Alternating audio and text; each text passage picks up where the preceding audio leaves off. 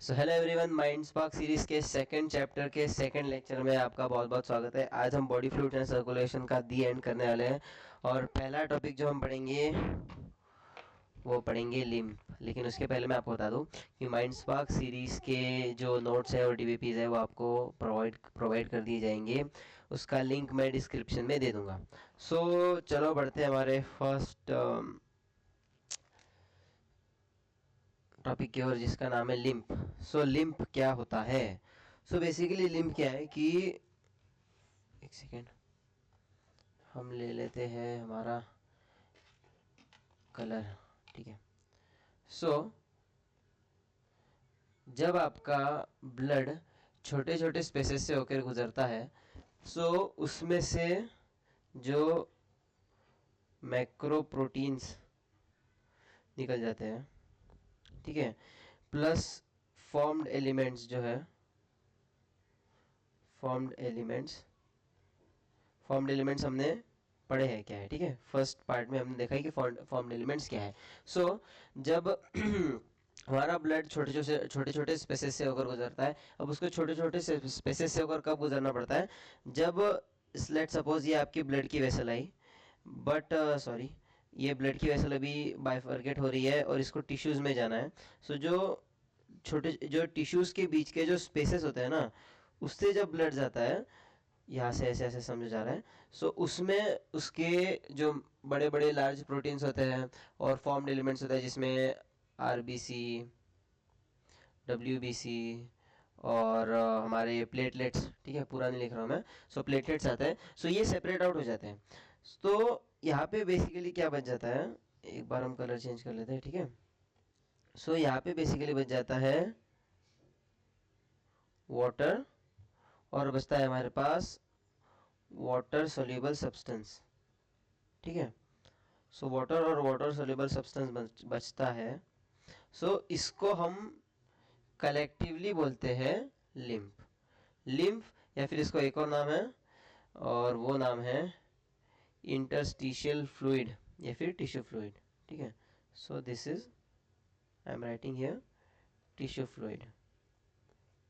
सो अब tissue fluid, चलो यहाँ पे मैं इंटरस्टिशियल फ्लूइड भी लिख देता हूँ, इंटरस्टिशियल फ्लूइड, ठीक है।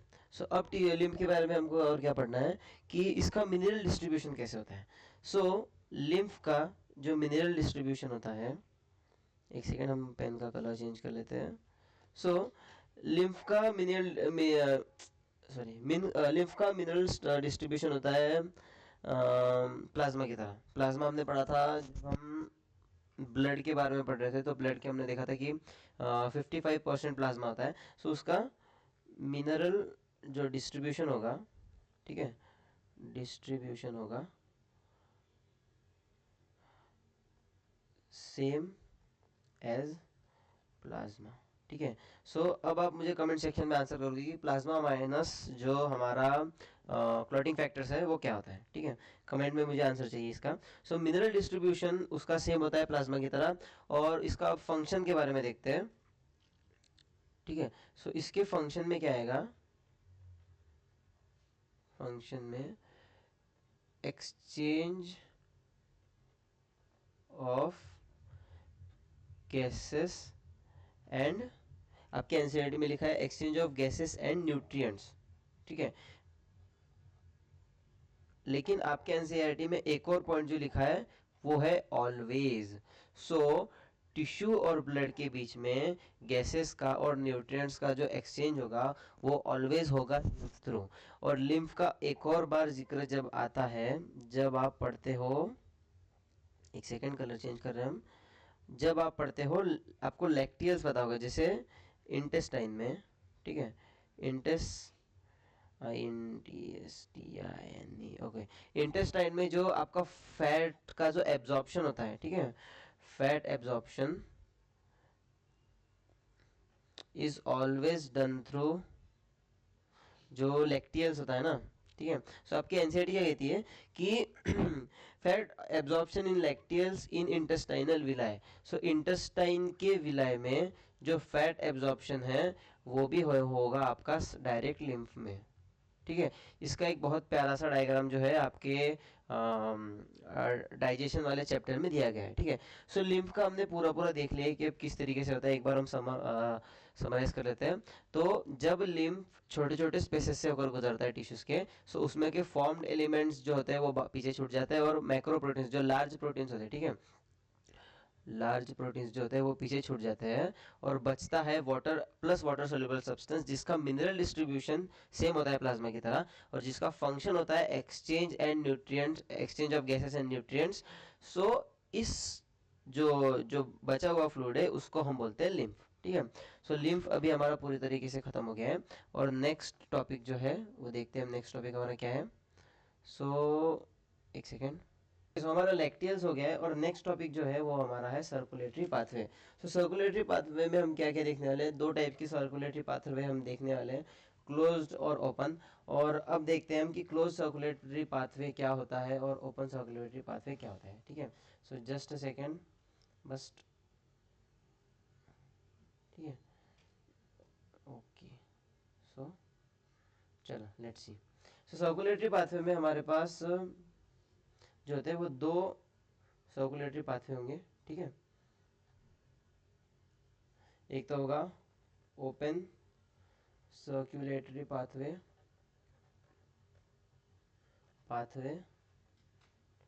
और नेक्स्ट वन होगा क्लोज्ड सर्कुलेटरी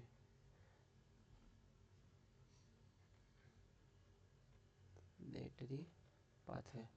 अब इसमें फ़र्क क्या है भैया? ओके, इसमें एच खा गया मैं। ठीक है, सो इसमें फ़र्क क्या है? सो जैसे कि आप देख सकते हो कि ओपन और क्लोज। सो ओपन क्या है कि बेसिकली आपका जो ब्लड बहेगा वो एक ओपन फॉर्म में बहेगा, और क्लोज्ड में आपका ब्लड बहेगा वेसल्स थ्रू। ठीक है, सो क्या होगा कि जैसे कि अगर मैं आपको यहाँ पे एग्जांपल्स दूँ, सो फॉर एग्जांपल हम कलर चेंज करते हैं। ठीक है, एक सेकेंड एक सेकेंड, ठीक है, हमने कलर चेंज कर लिया। सो ओपन में अगर एग्जांपल आप देखें, सो आएगा आपके आर्थ्रोपोड्स, आर्थ्रोपोड्स आएंगे, और आएंगे आपकी इसमें मॉलस्क। ठीक है, एस सी एस, स्पेलिंग मैंने सही लिखी है क्या? M M O L U S, okay अब सही है। और क्लोज्ड में आएंगे आपके आपके आएंगे ह्यूमंस आएंगे। ठीक है, और बेसिकली इसमें ह्यूमंस नहीं, वर्टिब्रेट्स आएंगे। ठीक है, सो एक सेकेंड, इसको हम रब रब कर लेते हैं। ठीक है, सो क्लोज में आपके आएंगे कॉर्डेट्स, और आएंगे आपके क्या आएंगे आपके मलस्क और आर्थ्रोपोड्स इधर हो गए, कॉर्डेट्स हो जाएंगे आपके एनेलिड्स। Okay, annelids. ठीक है, सो अब इनको डिटेल में देखते हैं हम। ठीक है, क्या होता है कि चलो टाइटल का छोड़ो, जो आपका ओपन सिस्टम होगा ना, ओपन सर्कुलेटरी सिस्टम, उसमें उसमें क्या होगा कि आपका जो हार्ट होगा ना, ये हार्ट होगा। ठीक है, सो ये बेसिकली क्या करेगा कि ऑक्सीजनेटेड ब्लड भेजेगा आपके लंग्स को, और उसको सीधा पंप कर देगा आपके बॉडी में। ठीक है, सो इसमें कोई ऐसा क्लोज्ड नेटवर्क नहीं है। इसमें सीधा सीधा वो आपका जो हार्ट है वो सीधा पंप करेगा लंग से, वहाँ पे आपका डीऑक्सीजनेटेड ब्लड ऑक्सीजनेटेड होगा, और वो सीधा बॉडी में पंप कर दिया जाएगा। सो इसमें इस बॉडी कैविटी को एक नाम दिया गया है। ठीक है, इस बॉडी कैविटी जिसमें ओपन सर्कुलेटरी सिस्टम में जिसमें आपका हार्ट जो है वो बॉडी कैविटी में ब्लड को पंप करेगा, उसको नाम दिया गया है साइनस। ठीक है, सो आपकी एनसीईआरटी इसके बारे में क्या कहती है कि क्लो closed circulatory system in which the blood pumped by heart is always circulated through a closed network of blood vessels. This pattern is considered to be more advantageous as the flow of fluid can be more precisely regulated. Just imagine आपको एक खेत में देना है पानी। ठीक है, ये है आपका खेत, यहाँ पे आपके पौधे लगे हैं। ठीक है, ये यहाँ पे आपको लगे हैं पौधे और आपको यहाँ पे देना है पानी। But the catch is, normal खेत में तो बस आपको पानी देना होता है, यहाँ पे आपको पानी देना भी है और वापस भी लेना है। सो अगर आप इसको ऐसे ही डायरेक्ट यहाँ से पानी दे दोगे और यहाँ से ले लोगे वापस से और इसको वापस यहाँ से एक पंप थ्रू रेगुलेट करोगे, सो ये बेसिकली हार्ड हो जाएगा आपका इसका रेगुलेशन के लिए। इसको रेगुलेट करना हार्ड है, भले इसको वैसे ये डाल दो और यहाँ से ले लो वो तो ईजी पड़ेगा, बट इसको रेगुलेट करना हार्ड है एज कम्पेयर टू कि आप इस पंप को एक नेटवर्क ऑफ ट्यूब से कनेक्ट कर दो। ठीक है, ये आपने एक नेटवर्क ऑफ ट्यूब से कनेक्ट कर दिए जो यहाँ पे पानी ले भी जाएंगे और वापस कलेक्ट करके इस पंप में भी ला लेंगे। सो बेसिकली ये जो आपका क्लोज्ड सर्कुलेटरी सिस्टम होता है उसमें जो रेगुलेशन होता है वो ज़्यादा अच्छे से होता है।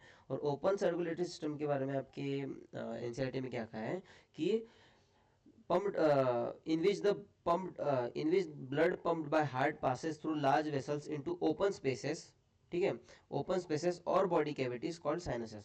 सो यहाँ पे बॉडी कैविटी को साइनसेस कहा जाता है। ठीक है, वो प्लूरल है बट सिंगुलर आएगा बॉडी साइनस। ठीक है, सो अब नेक्स्ट हम देखते हैं कि आपके एनसीईआरटी में फिर एग्जांपल्स दिए हैं कि वर्टिब्रेट्स में जो अलग अलग जैसे फिशेस हो गया, एम्फीबियंस हो गया और हमारा जो ह्यूमंस हो गया। ठीक है, सो इनमें हार्ट किस किस तरीके का है। ठीक है, सो ये हार्ट का डायग्राम हम बाद में देखेंगे, यहाँ पे हम देख लेते हैं। सो सबसे पहले हम देखेंगे फिशेस का। ठीक है, सो फिशेस में क्या होता है कि आपका हार्ट होगा टू चेम्बर्ड। ये मैंने आपका टू चेम्बर्ड, मैंने आपका नहीं बट फिशेस का, ये हो गया आपका टू चेम्बर्ड हार्ट। अब इसमें क्या होगा कि यहाँ से हार्ट पंप करेगा। ठीक है, ये है गिल्स, ये हो गई आपकी गिल्स। ठीक है, ये हार्ट जो है पंप डिऑक्सीजनेटेड ब्लड पंप करेगा गिल्स पे, यहाँ पे ऑक्सीजनेशन होगा ब्लड का और फिर ये सीधा छोड़ दिया जाएगा बॉडी में। ठीक है, ये बॉडी में छोड़ दिया जाएगा और फिर बॉडी से इसको वापस जो है आपके हार्ट में ले लिया जाएगा। यहाँ से नहीं, सॉरी, एक्चुअली यहाँ से ले लिया जाएगा, यहाँ पे ले लिया जाएगा। चलो ठीक है, इसको थोड़ा सा अच्छे से मैं आपको ड्रॉ करके बताता हूँ ताकि आपका कंफ्यूजन ना हो। पूरा ही मिट गया क्या? चलो छोड़ो, देखते हैं। सो क्या होगा कि फिशेस में आपका ये होगा फिश का छोटा सा हार्ट। ठीक है, ये टू टू चेम्बर्ड है। ठीक है, सो पहले तो यहाँ पे ब्लड आया, यहाँ पे ब्लड आया बॉडी से। ठीक है, यहाँ पे ब्लड आया आपके बॉडी से, यहाँ से यहाँ पे ब्लड आया, यहाँ से वो यहाँ गया। ठीक है, फिर यहाँ से वो पंप किया गया आपका गिल्स में, और गिल्स में जब उसको ऑक्सीजन हुआ, ऑक्सीजनेशन हुआ, सो वो बॉडी में पंप किया गया और फिर बॉडी से फिर से आपके हार्ट में।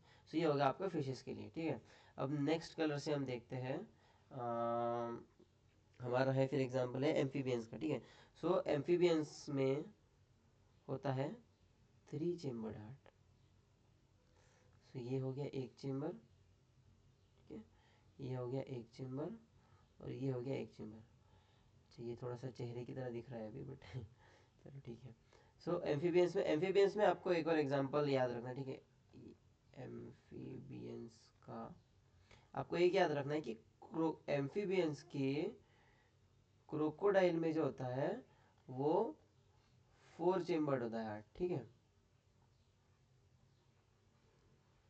सो आपको ये बात याद रखना है कि एम्फीबियंस में तो थ्री चेम्बर्ड होता है बट उसमें क्रोकोडाइल में जो होता है वो फोर चेम्बर्ड हार्ट होता है। अब एम्फीबियंस के हार्ट में कैसा सिस्टम चलता है कि एम्फीबियंस में क्या हम इसको सिलेक्ट कर सकते हैं, एक सेकेंड।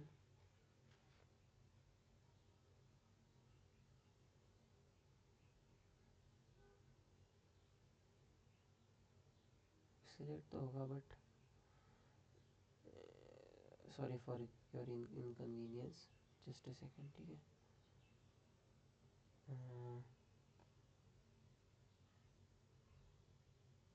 ओके,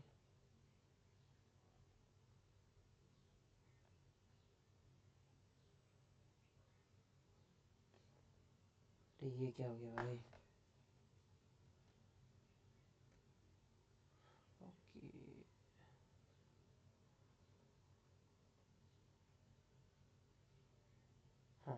ठीक है, अब हमें एक्सप्लेन करने में इजी पड़ेगा।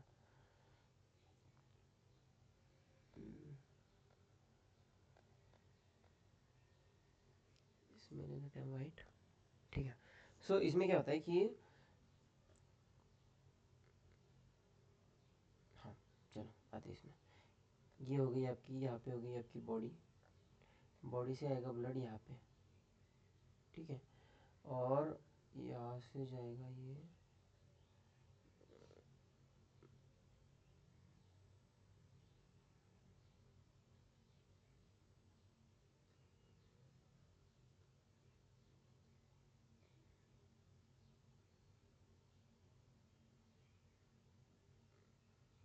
एक सेकेंड, कुछ तो हमने गड़बड़ कर दी है।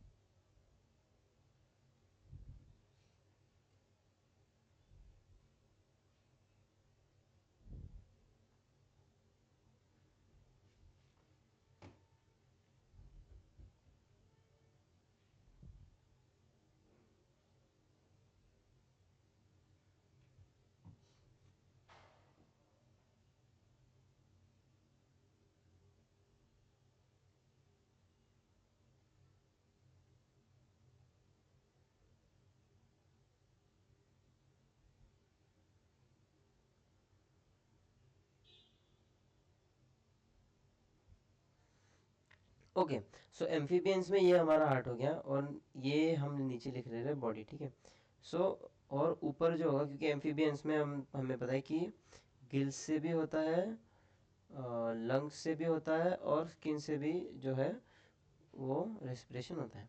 तो इसमें क्या होगा कि बॉडी से आपके इस साइड में जो आएगा, और ये एक मैं आपको बता देता हूँ कि हार्ट में कैसा होता है ना कि, ठीक है, ये अगर हमारा हार्ट है, सो हमारा राइट साइड तो ये हो गया, बट हार्ट के लिए जो होता है वो राइट साइड ये होता है, और ये होता है लेफ्ट साइड। सो बॉडी से राइट आर्टेरियल में जो होगा वो डीऑक्सीजनेटेड ब्लड आएगा, डी, मैं यहाँ पे लिख दे रहा हूँ, ठीक है, डी ऑक्सी, ठीक है। और यहाँ से यहाँ पे आएगा ऑक्सीजनेटेड, तो ये ऑक्सी लिख देता हूँ, और फिर ये दोनों मिक्स हो जाएंगे, ठीक है, ये दोनों मिक्स हो जाएंगे, और फिर हार्ट इसको पंप करेगा फिर से बॉडी में, ठीक है। सो एम्फीबियंस में होता है, और इसलिए इसको कहते हैं, चलो इसको मैं बाद में आपको बताता हूँ कि इनकम्प्लीट क्या होता है और कंप्लीट क्या होता है, ठीक है। वो हम बाद में देखते हैं। और फिर एक बार मैं अपना ह्यूमंस का भी देख लेता हूँ। ह्यूमंस का तो फिर चलो हम इन डिटेल पढ़ने ही वाले हैं ह्यूमन सर्कुलेटरी सिस्टम में, बट अब मैं आपको बताता हूँ कि इनकम ओपन, देखो क्लोज्ड में होता है, एक होता है इनकम्प्लीट, और एक होता है कंप्लीट। तो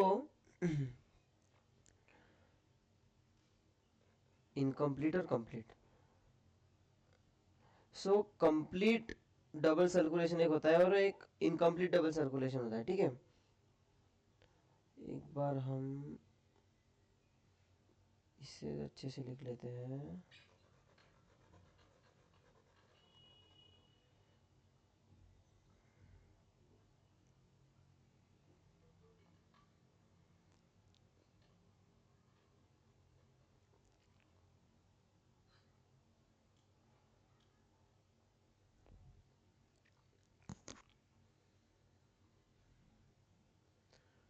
ड्रॉ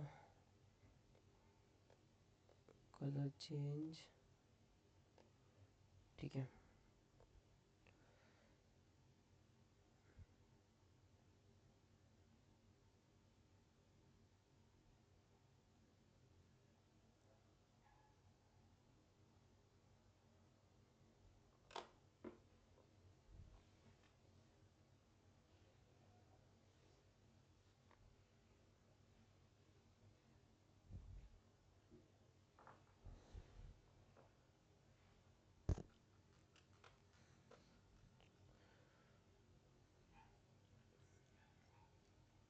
ठीक है। सो अब हम हमारा नेक्स्ट टॉपिक जो होगा वो होगा ह्यूमन सर्कुलेटरी सिस्टम। हमने फिशेस का सर्कुलेटरी सिस्टम देख लिया, एम्फीबियंस का सर्कुलेटरी सिस्टम देख लिया, और अब जो होता है कि एक होता है इनकम्प्लीट, एक होता है कंप्लीट, सॉरी एक होता है आपका सिंगल सर्कुलेशन, एक होता है आपका इनकम्प्लीट डबल सर्कुलेशन, और एक होता है कंप्लीट डबल सर्कुलेशन। सो इसको जो है मैं आपको ह्यूमंस का जो ह्यूमन सर्कुलेटरी सिस्टम पढ़ाने के बाद आपको ज़्यादा बेटर समझ में आएगा, इसलिए हम ह्यूमन सर्कुलेटरी सिस्टम देखते हैं, ठीक है। सो ह्यूमन सर्कुलेटरी सिस्टम में क्या होता है कि ये तो हो गया, चलो थोड़ा सा फील आने के लिए हम रेड कलर से हार्ट बना देते हैं, ठीक है आपका। सो रेड कलर से हार्ट बनाते हैं। सो ये हो गया,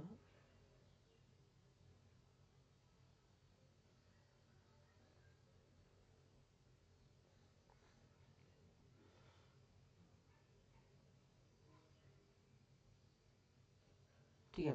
और मैंने आपको पहले बताया था कि हार्ट का जो राइट होता है वो इस साइड नहीं होता है, वो इस साइड होता है, ठीक है। अब भैया आपने ये आर ए क्यों लिखा है, बताता हूँ आपको। सो ये है आपका राइट एट्रियम, ये है लेफ्ट एट्रियम, ये है राइट वेंट्रिकल और ये है लेफ्ट वेंट्रिकल। और अब यहाँ पे हम बनाते हैं हम बनाते हैं यहाँ पे हमारे, ठीक है। ये है आपके लंग्स, लंग्स है, और ये है आपके टिश्यूज़, ठीक है। सो अब हम देखते हैं कि इनके बीच में कैसा है। सो क्या होता है कि टिश्यूज से आपका राइट एट्रियम में आएगा डीऑक्सीजनेटेड ब्लड, ठीक है, डीऑक्सी, यहाँ से वो पास होगा राइट वेंट्रिकल में, ठीक है, राइट वेंट्रिकल में वो पास होगा, और उसके बाद वो यहाँ से जाएगा आपके लंग्स में, ठीक है। अभी भी ये डीऑक्सीजनेटेड है, ठीक है, ये अभी डीऑक्सीजनेटेड ही है। फिर यहाँ पे जब रेस्पिरेशन होगा, मतलब ये डीऑक्सीजनेटेड से ऑक्सीजनेटेड होगा, तो ये यहाँ से आएगा आपके लेफ्ट आर्टेरियल में, तो ये हो जाएगा ऑक्सीजनेटेड, यहाँ से फिर ये यहाँ पे पास होगा, ठीक है, यहाँ पे पास होगा, फिर यहाँ से आपके बॉडी में पास होगा, ठीक है। सो अब मैं आपको बताता हूँ कि फ़र्क, अब देखो यहाँ पे एक सिंगल सर्कुलेशन है, ठीक है, हार्ट से गिल्स में गया, गिल्स से बॉडी में गया, ठीक है। सो ये आप देख सकते हो कि एक सिंगल सर्कुलेशन है। सो ये आ जाएगा आपका सिंगल सर्कुलेशन में, ठीक है।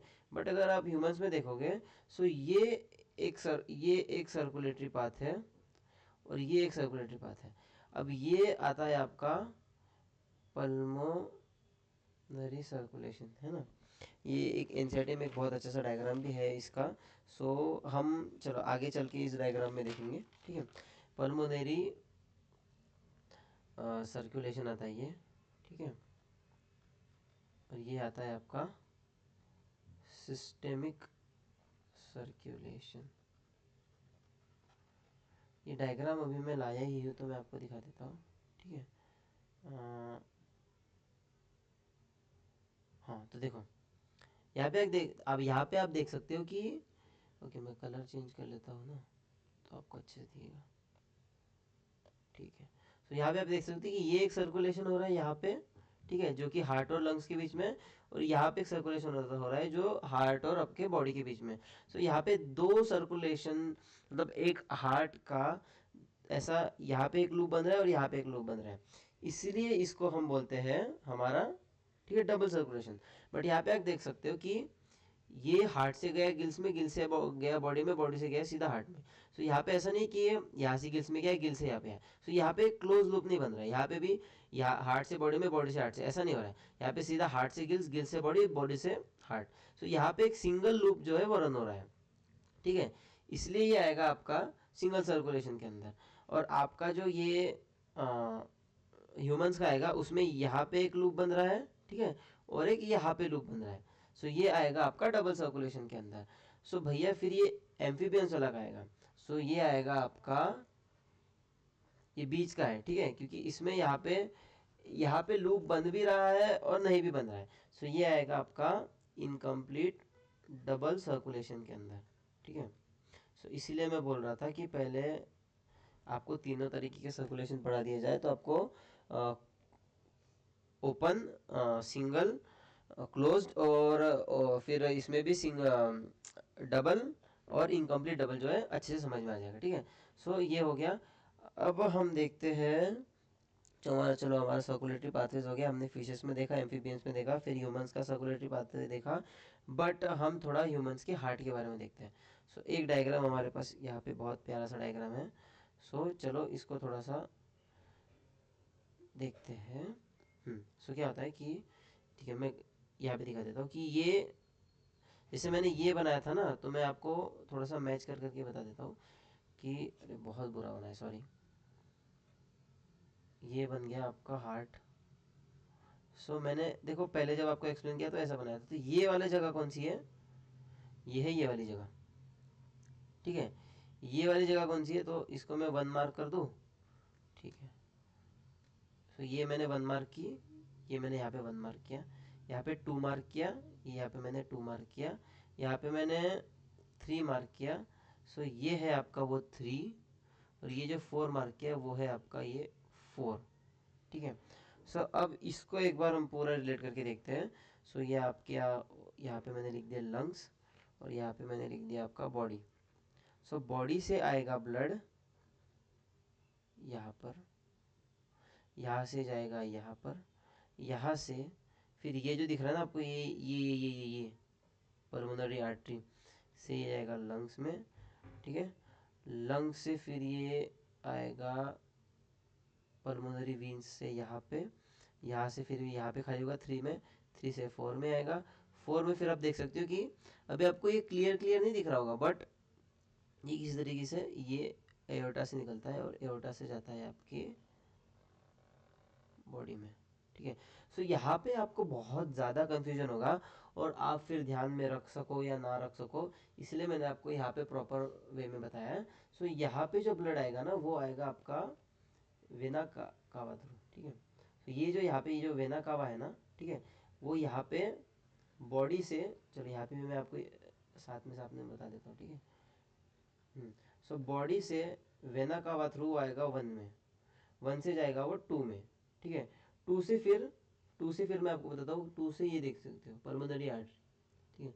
सो पर देखो मैंने क्या बोला था कि आर्टरी वो होती है जो हार्ट से ले जाती है। सो ये हार्ट से लंग्स में ले जाएगी, इसलिए ये हो जाएगी पल्मोनरी आर्टरी।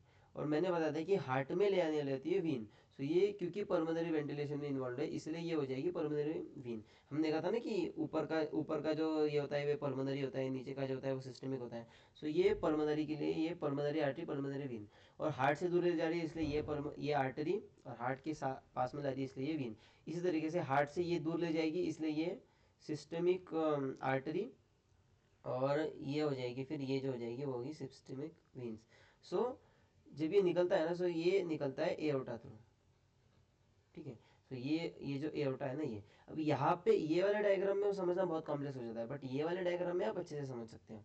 सो क्या होगा कि एक बार मैं देख लूँ सारा मार्क कर दिया है क्या, हाँ ओके ओके। सो देखो बॉडी से आपके जो है राइट लेफ्ट राइट, ठीक है। सो बॉडी से एक बार मैं अगर कलर चेंज कर लूँ तो ज़्यादा सही रहेगा। पहले तो मैं इसको थोड़ा बड़ा कर लेता हूँ ताकि हम जो है और अच्छे से चीज़ों को देख सके, ठीक है। सो इसको मैं यहाँ पे थोड़ा बड़ा कर देता हूँ और अब कलर चेंज करके हम अच्छे से एक बार सारा चीज़ को समझ लेते हैं, ठीक है। सो क्या होगा कि पहले तो देखते हैं कि बॉडी से डीऑक्सीजनेटेड ब्लड वेना केवा से होते हुए जाएगा आपके वन में, वन वन जो कि क्या है आपका राइट लेफ्ट राइट, ठीक है। सो ये हो जाएगा आपका राइट आर्टेरियोल, वहाँ से जाएगा वो टू में, ठीक है। ये हो जाएगा आपका टू, यानी कि हो जाएगा राइट वेंट्रिकल, राइट वेंट्रिकल से वो पल्मोनरी आर्टरी से होते हुए लंग्स से जाएगा, लंग्स में उसका ऑक्सीजन का एक्सचेंज होगा और फिर पल्मोनरी वेन थ्रू आएगा वो, पल्मोनरी वेन थ्रू आएगा वो थ्री में, थ्री से जाएगा फिर वो फोर में, ठीक है। और फिर फोर से जो एओर्टा है, ठीक है, फोर से एओर्टा से होते हुए वो बॉडी में जाएगा। सो इसी को अब हम थोड़ा सा इसमें समझते हैं। तो क्या होगा, बॉडी से आएगा, बॉडी से वेना केवा से, ये देखो यहाँ पे दिख रहा है आपको वेना केवा का कनेक्शन, ठीक है। सो बॉडी से वेना केवा से होते हुए वन में आएगा, ठीक है। सो यहाँ पे पिंक हाईलाइट नहीं हो रहा है तो हम दूसरा कलर ले लेते हैं, हम वाइट ले लेते हैं, ठीक है। सो वो ये आएगा यहाँ पे आएगा वन में, ठीक है। वन से वो जाएगा टू में, ठीक है। टू से फिर अगर आप देख सकते हैं कि ये टू यहाँ पे खुल रहा है, ठीक है। ये यहाँ पे देखोगे ये होगी आपकी पल्मोनरी आर्टरी, ठीक है। तो ये आर्टरी दिख रही है, यहाँ से जाएगा वो लंग्स में, लंग से ऑक्सीजनेटेड होके वो आएगा pulmonary veins, pulmonary veins through आएगा वो थ्री में, थ्री से फिर से जाएगा वो फोर में, ठीक है। ये आपका फोर हो गया और फिर फोर आपको शायद दिख नहीं रहा होगा, बट ये यहाँ से जो होता है ना, ये इसके पीछे साइड से इसमें खुलता है एओर्टा, एओर्टा से फिर हो जाएगा बॉडी में। तो इस तरीके से आपका ब्लड का जो पूरा सर्कुलेशन होता है वो दो सर्कुलेटरी पाथवे, यानी कि पल्मोनरी सर्कुलेटरी पाथवे और सिस्टमिक सर्कुलेटरी पाथवे, इन दोनों पाथवे से जो है वो आपके बॉडी में बहता है, ठीक है। सो अब हमने ये देख लिया ह्यूमन सर्कुलेटरी सिस्टम का। अब इसमें हमको क्या देखना है कि इसमें हमको देखना है कि सेप्टम देखना है हमको, कौन से है, और हमको देखना है नोड्स, ठीक है। सो हमको अगर एक खाली स्लाइड मिल जाए तो मज़ा ही आ जाएगा। खाली स्लाइड्स है हमारे पास, ये होगी, ठीक है। सो यहाँ पे मैं दोबारा से हार्ट बना देता हूँ, ठीक है। सो ये बनाया मैंने हार्ट, ओके बन जा भाई।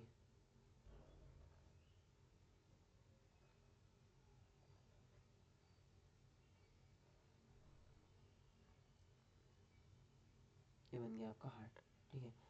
सो ये हार्ट बन गया, मैं इसको थोड़ा ऐसे कर देता हूँ ताकि मैं आपको वॉल्स भी एक्सप्लेन कर पाऊँ। यहाँ पे एक वॉल्व होगा ऊपर भी होगा, चलो मैं ठीक है आपको ऐसे ही बता दूंगा, इसको स्माइली बनाने की ज़रूरत नहीं है, ठीक है।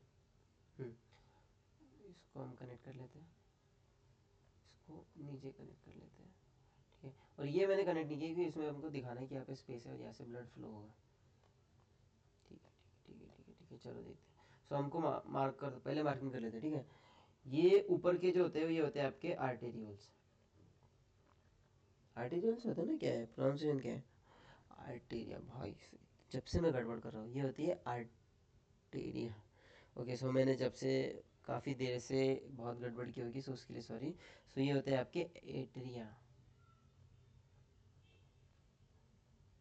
ये आपके होते हैं वेंट्रिकल्स,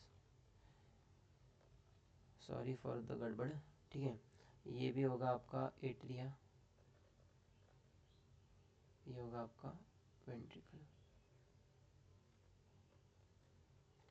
अब देखो कि ये राइट साइड में, बट ये राइट नहीं है, ये है आपका लेफ्ट, ये है लेफ्ट, ये है राइट और ये है आपका राइट, ठीक है।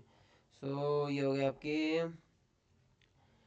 अब ये आर्टेरिया और वेंट्रिकल्स के बीच में जो होते हैं वो होते हैं वॉल्व्स, ठीक है।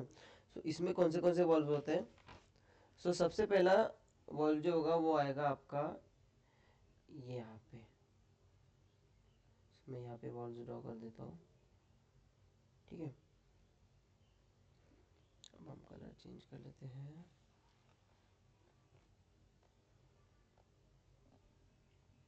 येलो ले लेते हैं, ठीक है। सो सबसे पहले जो आपका यहाँ पे वॉल्व आएगा वो आएगा आपका, एक तो सेमिलुनल फॉल्स आएंगे, वो आएंगे नीचे नीचे में। चलो मैं नीचे में आराम से ड्रॉ कर दूंगा, ठीक है। बट सबसे पहले जो आपका वॉल्व आएगा वो आएगा ये, और आएगा ये, ठीक है। सो आपके एनसीईआरटी में थोड़ा लिखा है जिसको शायद, जिसको आपको याद करना चाहिए। सेप्टम्स के बारे में लिखा है और कुछ थोड़ा ज़्यादा लिखा है, ठीक है। ये एक सेप्टम हो गया हमारा, ये पूरा इतना सा पार्ट नहीं है, ये पूरा है, ठीक है। मैंने इसको हाईलाइट करने के लिए वैसे बना दिया, ठीक है। यहाँ पे एक सेप्टम हो जाएगा, ये एक सेप्टम हो जाएगा। सेप्टम मीन्स बेसिकली जो इन चेम्बर्स को सेपरेट कर रहा है ना, ये वाला हमारा चेम्बर हो गया, ये पूरा ये चेम्बर और ये चेम्बर को सेपरेट करने वाला, ये चेम्बर और ये चेम्बर को सेपरेट करने वाला सेप्टम हो जाएगा ये, ठीक है। जो ये मैंने ड्रॉ कर दिया है ये वाला, वैसे ये चेम्बर और ये चेम्बर को सेपरेट करने वाला यहाँ पे हो जाएगा सेप्टम। और फिर इन दोनों एट्रिया को सेपरेट करने वाला ये बीच में हो जाएगा, और दोनों वेंट्रिकल्स को सेपरेट करने वाला ये बीच में। ये जो पूरा है ना ये वो ये पूरा है, ठीक है। आधा नहीं है, ये पूरा है। जो मैंने बस इतना डार्क किया है वो उतना पोर्शन नहीं है, वो पूरा पोर्शन है, ठीक है। और ये मैंने वॉल्स बना दिए, और दो वॉल्स में जो है बना देता हूँ आपको, यहाँ पे हो गया, ठीक है। बेसिकली देखो, मैंने आपको क्लियरली समझाने के लिए यहाँ बनाया है, क्योंकि मैं आपको दिखा रहा हूँ कि यहाँ से वेंट्रिकल्स का एग्जिट है, ठीक है। लेकिन अगर आप ये वाला डायग्राम देखोगे, ठीक है, तो ये वाला डायग्राम में आप जो है, चलो मैं ठीक है, मैं आपको मार्क करके एक बार दिखा दूंगा कि कैसे कैसे होता है, बट समझने के लिए आपको यहाँ से अच्छे से समझ में आएगा, ठीक है। और यहाँ से जो ब्लड की एंट्री होती है, ठीक है। सो हम देखते हैं कि ये वाले वॉल्व को क्या कहते हैं। तो इसमें से एक वॉल्व जो होता है वो होता है ट्रिस्कस्पिड वॉल्व, और एक होता है बिस्कस्पिड। सो ट्रिस्कस्पिड वॉल्व कहाँ पे होता है आपका, formed between three muscular formed by three muscular flaps, the tricuspid valve. So इसको ट्रिस्कस्पिड क्यों बोल रहे हैं, क्योंकि ये तीन मस्कुलर फ्लैप से बना हुआ है। और जो बिस्कस्पिड वॉल्व है, जिसको मिटल वॉल्व भी बोलते हैं, वो बना है आपके दो फ्लैप से। सो ये कहाँ पे होते हैं अभी, राइट एट्रियम का जो होता है वो होता है, चलो मैं आपको, अरे यार रुक जा भाई, ठीक है। सो ये मैंने तीन कस्ब बना दिए, ये कलर अलग ले लेते हैं हम,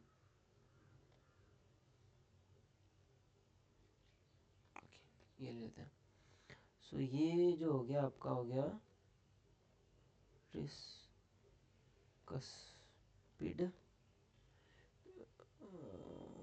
और उसकी स्पेलिंग क्या है, वॉल्व।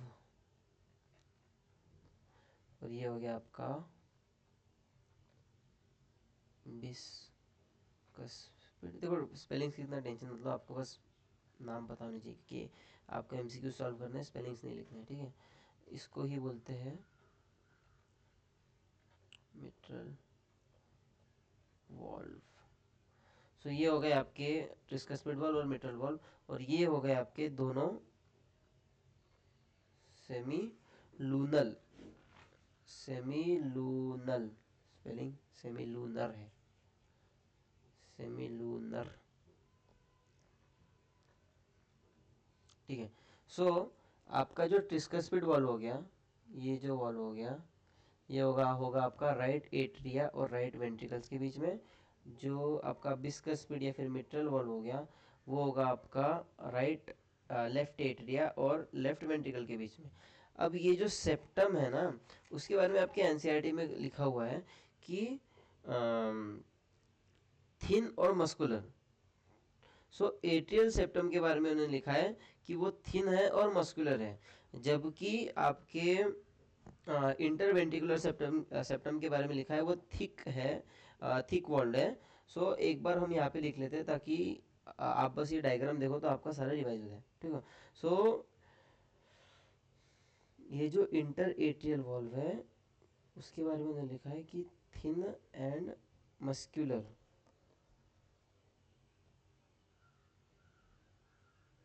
जबकि ये वाले सेप्टम के बारे में उन्होंने लिखा है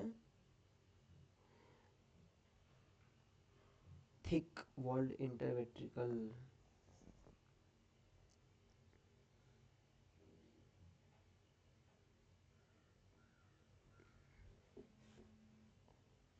अरे यार, हेलो हेलो, मैं लेक्चर रिकॉर्ड कर रहा हूँ। अच्छा अभी भी कर रहा है? हाँ, खाना कब खाने जाएगा? जाऊँगा थोड़ी देर में, 7 ही बजे ना। बुला लेना मुझे फिर, हाँ मैं ठीक। भी हाँ ठीक। लेट ठीक है।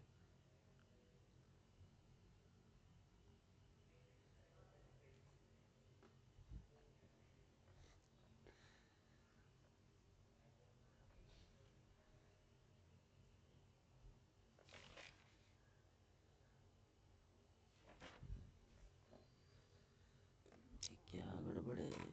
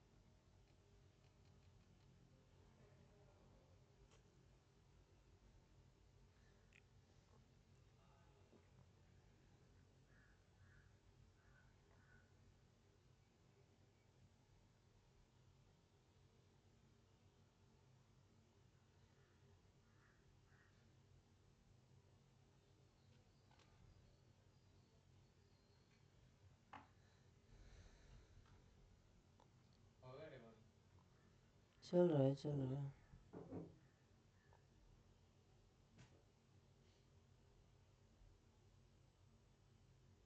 ठीक है, तो कैमरा में नहीं आ रहा होगा, चल ठीक है, ठीक है, ठीक है। हाँ, सो जो आपके राइट एट्रिया और राइट लेफ्ट एट्रिया है वो होते हैं thin muscular,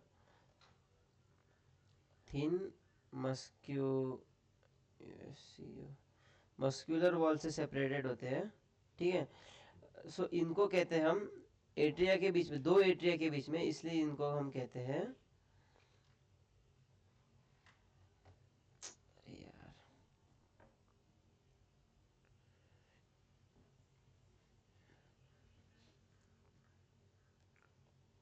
inter atrial septum, ठीक है।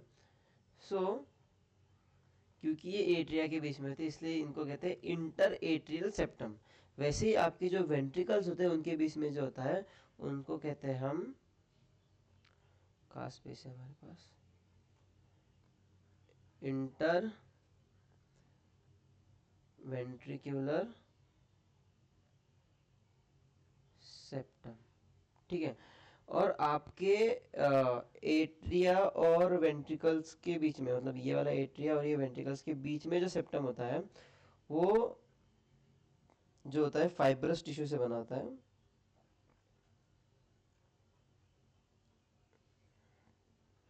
फाइब्रस टिश्यू से बना होता है, ठीक है। सो इसको कहते हैं एट्रियो वेंट्रिकुलर सेप्टम। सो आप नाम से ही देखो, इसको याद रखना कुछ बहुत मुश्किल नहीं है। एट्रिया के बीच में इसलिए इंटर एट्रियल सेप्टम, और वेंट्रिकल्स के बीच में इसलिए एट्रियो वेंट्रिकुलर सेप्टम। बस इतना ध्यान रखना है कि ये मस्कुलर वॉल है जो एट्रिया के बीच के हैं, और ये एट्रिया और वेंट्रिकल्स के बीच की है फाइबरस, और ये यहाँ पे थिन होती है और यहाँ पे ये मोटी होती है, ठीक है। सो आप हार्ट के जो ओरिजिनल डायग्राम है उसमें भी देख सकते हो कि यहाँ पे जो वॉल है, ठीक है, ये यहाँ पे देख सकते हो कि ये यहाँ पे काफ़ी मोटी है, देख रहे हो आप ये वाली। तो ये यहाँ पे पतली होती है एट्रिया के बीच में, जबकि वेंट्रिकल्स के बीच में जो होती है वो मोटी होती है, ठीक है। इतना ही आपको ध्यान में रखना है, बाकी और कुछ खास उसमें है नहीं। अब देखते हैं, हमने हार्ट का देख लिया, वॉल्व्स देख लिए। अब हमको देखना है, हमको देखना है भी नोड्स, ठीक है। सो उसके लिए हमको एक और ब्लैंक पेज आएगा, उसमें हम फिर से हमारा प्यारा सा जो है हार्ट बना देते हैं।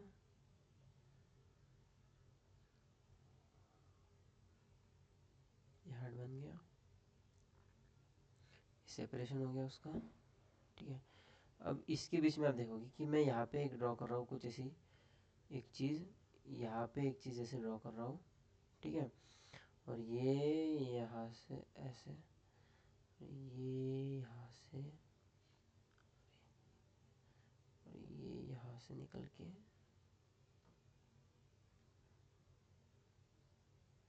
ऐसे, ठीक है।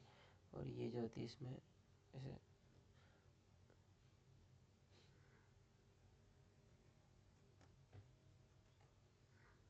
ठीक है, ये थोड़ा सा ऐसा रोटेट होता है, ठीक है। सो अब हमारा मोटा मोटा बन गया, इसको देखो। सो क्या होता है कि आपके हार्ट का जो, अब ये राइट लेफ्ट उल्टा होगा, ये हो गया राइट और ये हो गया आपका लेफ्ट। सो अपर राइट कॉर्नर में आपके एनसीईआरटी में वैसे बोले कि राइट अपर कॉर्नर में जो होता है वो होता है एसएएन। एसएएन मतलब cyano atrial node, cyano atrial node, ठीक है। और फिर ये क्या होगा, जैसे वो साइनो एट्रियल नोड है, ये है एवीएन, यानी कि एट्रियो वेंट्रिकुलर नोड, क्योंकि ये एट्रिया और वेंट्रिकल्स के बीच का जो सेप्टम होता है उस पर प्रेजेंट होता है, इसलिए इसको बोलते हैं एवीएन, यानी कि एट्रियो वेंट्रिकुलर नोड, ठीक है। एसएन हो गया, एवीएन हो गया।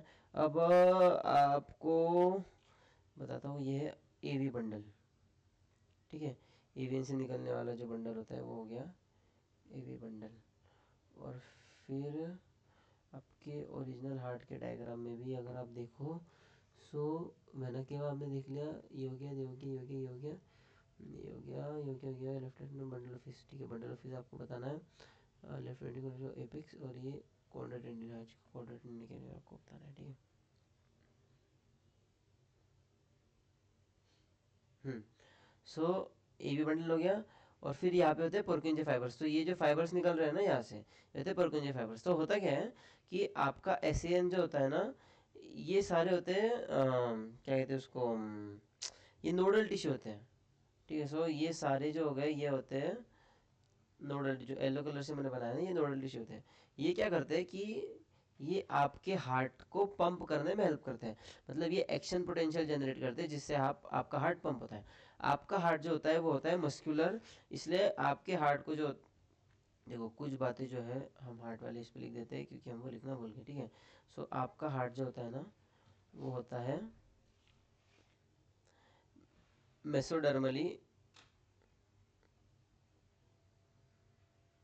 मली डिराइव्ड। अब वो ये भैया मेसोडर्मली डिराइव्ड क्यों होता है, क्योंकि आपकी जब बॉडी फॉर्म होती है तो 3 लेयर्स होती है, आपने पढ़ा होगा एंडोडर्म, मेसोडर्म और एक्टोडर्म। सो मेसोडर्म वाली लेयर से जो है आपका हार्ट बनता है, ठीक है। इसलिए उसको मेसोडर्मली डिराइव्ड बोलते हैं। और आपका हार्ट होता है मायोजेनिक, ठीक है। वैसे एक बात मैंने आपको बताना भूल गया कि जो हार्ट होता है आपका, वो आप अगर आपकी मुट्ठी को बंद करो सो इतने साइज का आपका हार्ट होगा, ठीक है। और एक पेरिकार्डियम नाम की एक बैग होती है जिसके अंदर हार्ट जो होता है वो प्लेस्ड होता है, ठीक है। यही 2 चीज़ें थी जो बताना रह गया था, जो मैंने आपको बताई थी, ठीक है। सो हमारे नोडल टिश्यूज़ की ओर आएंगे हम, ठीक है। सो क्या होता है कि जो एसियन होता है ना उसको हम कहते हैं पेसमेकर।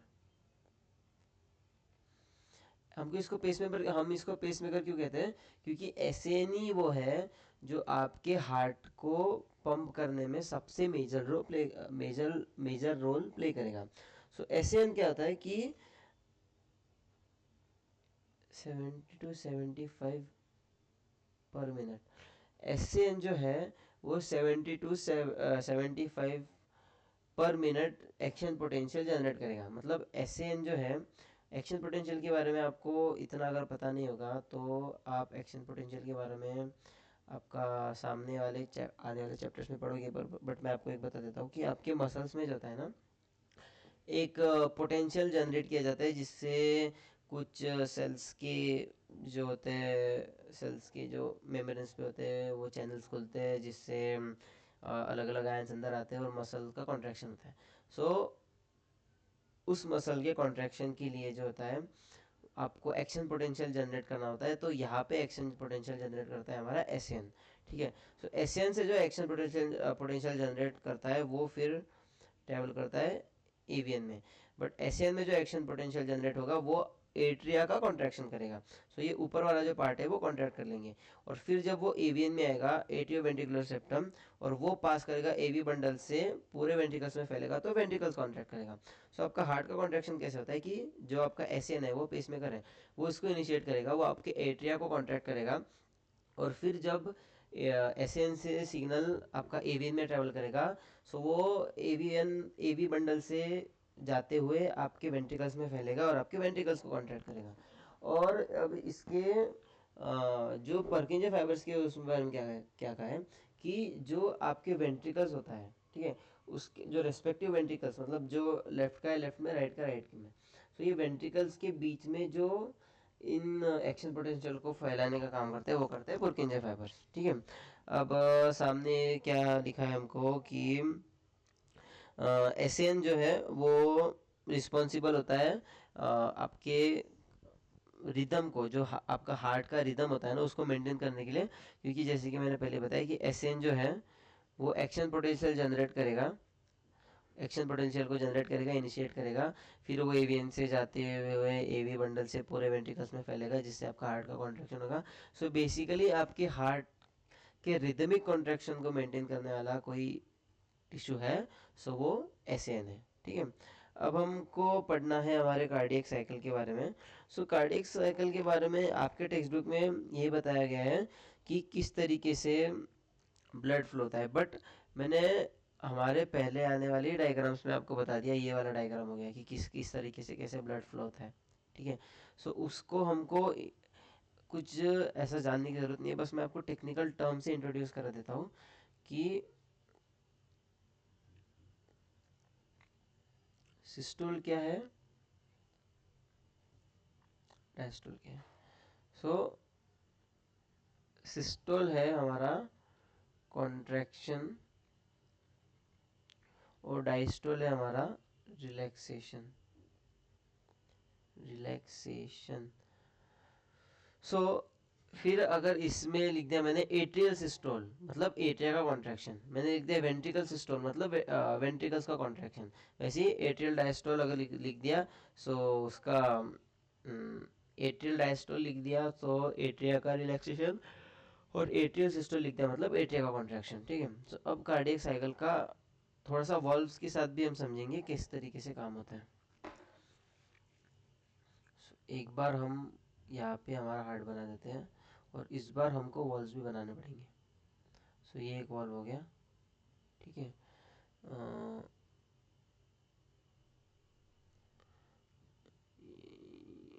पुश होगा, हाँ ठीक है, और यहाँ पे हमारे वॉल्व्स हैं। ठीक है, इनका कलर हम चेंज कर देते हैं, ये एग्जिट है। ठीक है, बेसिकली ये एग्जिट है। ठीक है, और यहाँ पे एंट्रेंस होगा। सो क्या होता है कि तो सबसे पहले हम रिलैक्सेशन से देखते हैं। सो जब आपका हार्ट रिलैक्स होता है, सो यहाँ से और यहाँ से इसके ब्लड में इसकी जो खाली कैविटीज होती है उसमें ब्लड भर जाता है। ठीक है, सो अब यहाँ पे ब्लड भर जाएगा। ठीक है, और यहाँ पे भी उसी तरीके से ब्लड भर जाएगा। सो बेसिकली दोनों चेम्बर्स में जो है वो ब्लड भर जाएगा। सो इसका सेपरेशन कर देते हैं हम, और ये चेम्बर्स बना दिए हमने इसके। सो इसमें ब्लड भर जाएगा। सो बट यहाँ पे वेंट्रिकल्स जो हो गए ना वो 30% ही फुल होंगे। नहीं actually that will this increase blood flow about 30%, ठीक है।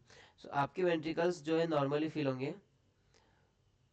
चलो मैं एक और बार शुरुआत से बताता हूँ, ठीक है। क्या होगा कि जब आपका हार्ट रिलैक्स होगा, हार्ट रिलैक्स हुआ, सो यहाँ से इसमें ब्लड भर गया, ठीक है, ब्लड भर गया। अब यहाँ पे एट्रिया में भी भर गया, एट्रिया से इस जगह से जाके वेंट्रिकल, ये जो जगह है ना यहाँ से जाके वेंट्रिकल्स में भी जमा हो गया, ठीक है। एक बार हम कलर को चेंज कर लेते हैं।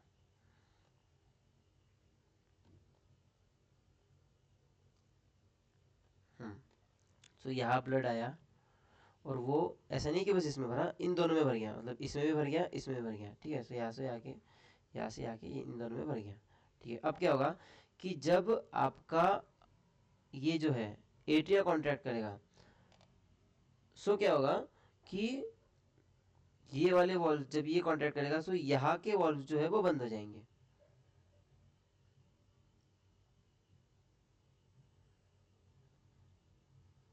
ठीक है। और ये वाले वॉल्व जो है वो खुल जाएंगे, क्योंकि यहाँ पे बेसिकली प्रेशर बढ़ेगा। सो ये वाले वॉल्व जो है खुल जाएंगे। सो यहाँ पे फिर वेंट्रिकल्स में 30% का इंक्रीज हो जाएगा। मतलब नॉर्मली वेंट्रिकल्स भरे थे, बट जैसे ही एट्रिया का कॉन्ट्रैक्शन होगा आपके वेंट्रिकल्स में 30% जो होगा वो इंक्रीज हो जाएगा, ठीक है, ब्लड का। ये वॉल्स बंद हो जाएंगे और फिर ब्लड का बैक फ्लो नहीं होगा, ठीक है। फिर अब देखो कि आपके वेंट्रिकल्स में सारा ब्लड आ गया। अब वेंट्रिकल्स जैसे एस एन से आपके एट्रिया कॉन्ट्रैक्ट हुए, सो वहाँ से ब्लड आ गया आपके वेंट्रिकल्स में। और वेंट्रिकल्स में जब कॉन्ट्रैक्शन होगा तो क्या होगा कि ये फ्लैप्स, देखो ये फ्लैप्स अभी ऐसे है, बट जब वेंट्रिकल्स का कॉन्ट्रैक्शन होगा तो ये फ्लैप्स ऐसे आ जाएंगे। सो ये हो गया बेसिकली बंद, ठीक है। जब एट्रिया कॉन्ट्रैक्शन होगा तो ऐसे खुल जाएंगे, सो ब्लड पूरा निकल जाएगा। और जब वेंट्रिकल्स को कॉन्ट्रैक्ट करेगा, जैसे ये वेंट्रिकल्स जो है वो ऐसे कॉन्ट्रैक्ट करेंगे, कॉन्ट्रैक्ट करेंगे तो अब इसका ब्लड कहीं तो जाएगा। बट ये जो वॉल्व दिख रहे हैं ना आपके, मैं अलग कलर से आपको बता दूँ कि ये जो वॉल्व्स है ना, ये वाले और ये वाले, सो इसकी फ्लैप्स ऐसे बंद हो जाएंगे ऐसे। सो अब ब्लड ऊपर साइड नहीं जाएगा। सो ब्लड के पास एक ही ऑप्शन बचेगा कि वो नीचे साइड से निकले, ठीक है। सो सो यही मैकेनिज्म जो होता है वो फॉलो होता है, और वॉल्व्स की हेल्प से हम एक डायरेक्शन में ब्लड को फ्लो करा सकते हैं। तो जब, अब देखो जब ये वेंट्रिकल कॉन्ट्रैक्ट करेगा तो ये फ्लैप्स तो एक दूसरे पे आके बंद हो जाएंगे, सो ब्लड यहाँ से निकल जाएगा। और फिर से जब ये दोनों मिलके रिलैक्स, जब ये दोनों रिलैक्स करेंगे, सो फिर से ब्लड जो है ऊपर से इसमें फिल हो जाएगा, ठीक है। सो एक और बार मैं आपको पूरा एक और बार रिपीट करके बता देता हूँ क्या होता है कि जब हार्ट, जैसे ये हार्ट कॉन्ट्रैक्टेड है, ठीक है। अब इसने रिलैक्स किया तो क्या हुआ कि उसके ऊपर साइड और नीचे साइड दोनों साइड ब्लड भर गया। अब जब इसने एट्रिया को कॉन्ट्रैक्ट किया, सो ये वाले वॉल्व्स तो खुल गए, ठीक है, ये वाले वॉल्व्स खुल गए। बट ये वाले, अभी ये वाली भी मैं आपको एक बात बताता हूँ कि ये वाले वॉल्व्स कब बंद होते हैं, ठीक है। मैंने आपको ये नहीं बताया कि ये वाले वॉल्व्स कब बंद होते हैं। सो क्या होता है कि यहाँ पे भी वही फ्लैप वाला सिस्टम है। सो जब ये वेंट्रिकल्स जो होता है ये रिलैक्स करता है ना, सो वेंट्रिकल्स जब रिलैक्स करेगा, सो इसका वॉल्यूम बढ़ेगा। अभी वॉल्यूम बढ़ेगा तो इसमें ब्लड आएगा तो दो जगह से आ सकता है, एक तो यहाँ से आ सकता है, एक तो यहाँ से आ सकता है, नीचे वाले से। सो इस केस में क्या होगा कि ये नीचे वाले फ्लैप्स इस तरीके से होते हैं कि ये बंद हो जाएंगे, ये बंद होंगे। सो वेंट्रिकल्स में, ये जो वेंट्रिकल है इसमें आने का एक ही सोर्स है फिर एट्रिया से। सो क्या होता है कि एट्रिया जब कॉन्ट्रैक्ट करेगा, सो ये वाले वॉल्व्स खुलेंगे, ब्लड यहाँ से यहाँ पे आएगा, ठीक है। और जब ये कॉन्ट्रैक्ट करेगा तो ये वाले वॉल्व्स खुलेंगे। जब ये रिलैक्स करते रहेगा, मतलब ये रिलैक्स करते रहेगा, सो ये वाले वॉल्व्स का फ्लैप ऐसे बंद हो जाएगा। और जब ये कॉन्ट्रैक्ट करेगा सो ये वाले खुल जाएंगे। सो बेसिकली नीचे साइड में क्या हो रहा है कि वेंट्रिकल्स ने कॉन्ट्रैक्ट किया, खुल गए, लेकिन वेंट्रिकल जब रिलैक्स कर रहा है तो ये ऐसे एक दूसरे पे आ गए, जिससे ब्लड अब ऊपर साइड नहीं जा रहा, सो वेंट्रिकल फिल हो गया। और ऊपर के जो वॉल्व्स है वहाँ पे क्या हो रहा है कि एट्रिया ने कॉन्ट्रैक्ट किया, सो ये खुल गए। और जब वेंट्रिकल्स कॉन्ट्रैक्ट करेगा तो ये एक दूसरे पे आके बंद हो जाएंगे। सो बेसिकली ये मैकेनिज्म फॉलो होता है जिससे आपका ब्लड का बैक फ्लो नहीं होता है। और एक और बात कि आपके वीन्स में भी जो होता है कि वॉल्व होते हैं जिससे आपका ब्लड का बैक फ्लो ना हो। ठीक है। सो अब हमने देख लिया कि ब्लड, एक बार आपके एनसीईआरटी में क्या लिखा है, blood now once again moves freely to ventricles, the वेंट्री and atria are now against in the relax joint diastole. So मैंने आपको बताया कि जब ये रिलैक्स करते हैं ना तो रिलैक्स एक साथ करते हैं, बेसिकली ये रिलैक्स एक साथ करते हैं। फिर पंप होता है तो पहले एट्रिया पंप होता है, ठीक है, फिर आपका वेंट्रिकल्स पंप होता है और फिर साथ में रिलैक्स करते हैं। अब आपको और अगर एग्जैक्टली बता दो ना तो क्या होता है कि एट्रिया पंप करता है, ठीक है, फिर वेंट्रिकल्स पंप, फिर एट्रिया पंप करता है, फिर ये थोड़ा सा ढीला होने लगता है, मतलब ये थोड़ा सा रिलैक्स करने लगता है, तब वेंट्रिकल्स पंप करता है और फिर ये साथ में रिलैक्स करते हैं। तो जब ये साथ में रिलैक्स करते हैं तो उसको बोलते हैं जॉइंट डायस्टोल।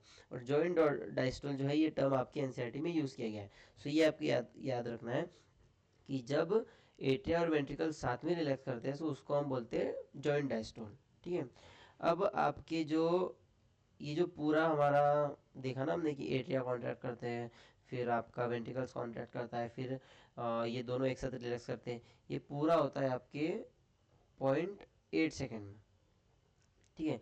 सो अब 0.8 सेकेंड में ये होता है और हमारा हार्ट 70 to 72 टाइम्स जो है वो हमने देखा था कि ब्रेक कर 70 to 72 टाइम्स जो है वो बीट करता है, 70 to 75 पड़ता है, I am sorry. So 70 to 75, देखो मैंने 70 क्यों लिखा, उसका पीछे का रीज़न ऐसा है कि 70 to 75 टाइम्स ये बीट करता है और इसका एवरेज मिला के आता है 72। सो ये एवरेज आ गया 72। और हमारा जो कार्डियक आउटपुट होगा, अब कार्डियक आउटपुट की एक तो पहले होता है कार्डियक आउटपुट, बट वो आएगा आपका स्ट्रोक वॉल्यूम से। स्ट्रोक वॉल्यूम क्या होता है कि जब आपका हार्ट कॉन्ट्रैक्ट करता है सो कितना अमाउंट ऑफ ब्लड जो है वो बाहर निकलता है, सो वो होता है 70 ml, ठीक है। सो जब आपका हार्ट कॉन्ट्रैक्ट करेगा so the amount of blood that flows out is known as your stroke volume, ठीक है। सो ये हो गया आपका 70 ml। और ये 70 ml एक बारी में होता है और इस तरीके से हमारा हार्ट ऑन एवरेज 72 टाइम्स धड़कता है। सो 1 मिनट में जो ब्लड हमारे हार्ट से फ्लो होता है उसको हम कहते हैं कार्डियक आउटपुट। सो मैं एक बार ऊपर लिख देता हूँ कि इसका फॉर्मूला किस तरीके से बनेगा। So strokes volume into heart rate is equal to cardiac output, ठीक है। सो ये है पूरा हमारा हिसाब किताब कि किस तरीके से कौन पहले कॉन्ट्रैक्ट करता है, कौन बाद में कॉन्ट्रैक्ट करता है, कौन सा वॉल खुलता है, कौन सा वॉल बंद होता है, और ये कितने टाइम में होता है, फिर वो 1 मिनट में कितने बार होता है, उससे एवरेज क्या आता है, और उससे हमारा स्ट्रोक्स वॉल्यूम और हार्ट रेट क्या होगा। अब भैया स्ट्रोक्स वॉल्यूम अलग अलग हो सकता है क्या, तो हाँ हो सकता है। जो एथलीट्स होते हैं जो रेगुलर एक्सरसाइजेज, जो हैवी एक्सरसाइजेज करते हैं, उनमें क्या होता है कि उनके हार्ट, जब आप दौड़ते हो आपका हार्ट रेट बढ़ता है। सो हमेशा हमेशा जब वो आप उनके हार्ट पे स्ट्रेस देते रहते हैं सो उनका जो स्ट्रोक्स वॉल्यूम है, मतलब ब्लड को पंप करने की कैपेसिटी बढ़ जाती है। सो स्ट्रोक्स वॉल्यूम जो है वो एथलीट में बढ़ जाता है, इसलिए कार्डियक आउटपुट भी एथलीट्स का ज़्यादा होता है। अब आपके लब और डब साउंड के बारे में बताया गया है आपके एनसीईआरटी में, सो वो हम देख लेते हैं, फिर हम ईसीजी पढ़ेंगे। सो यही भी मैं लिख देता हूँ कि लब और डब। सो जब आप हार्ट को स्टेथोस्कोप लगा के सुनते हो तो आपको आवाज़ आता है लब डब लब डब लब डब। सो वो कहाँ आता है, तो लब जो आता है वो आपका आता है क्लोजर ऑफ बिस्कस्पिड या फिर ट्रिस्कस्पिड वॉल्व से, ठीक है। और डब आता है आपका क्लोजर ऑफ सेमी लूनर